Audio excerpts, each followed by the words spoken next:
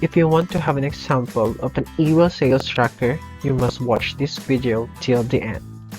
So why we need an email sales tracker? We need this to monitor our listing if it's doing fine, our eBay store if it's gaining profit or loss, and lastly, to identify what part of our listings need to be improved or optimized. To start, you must know how to use Google Spreadsheet or Excel sheet.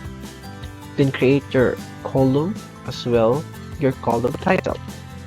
Again, this is just an example. You can create on your own.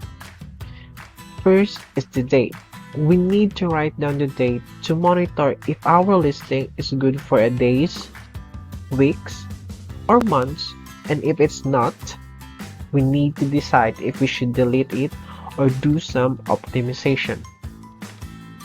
Second is your product name or your optimized title with SEO keywords. Then your supplier's ID, the supplier's link. Basically, these are your references to your supplier when you do listing.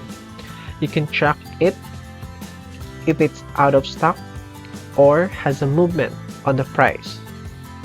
The next is the source price or the original price or the supplier's price. Then you have your item number and eBay link. These are your references to your listing on eBay, and you can easily monitor the status of it. You also have your sale price or your eBay price, profit, total eBay and PayPal fees, and lastly, your received after fees or your estimated amount to be received in your account. You can create your formulas depending on your listing and markup percentage for your item, just like this one. Then let's go to the next, the sales sheet. This is where your sold items are listed together with your buyer information as well profit and loss. So we can look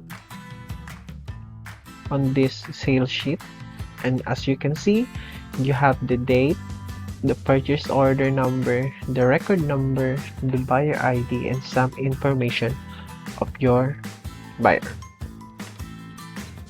So why we need profit and loss?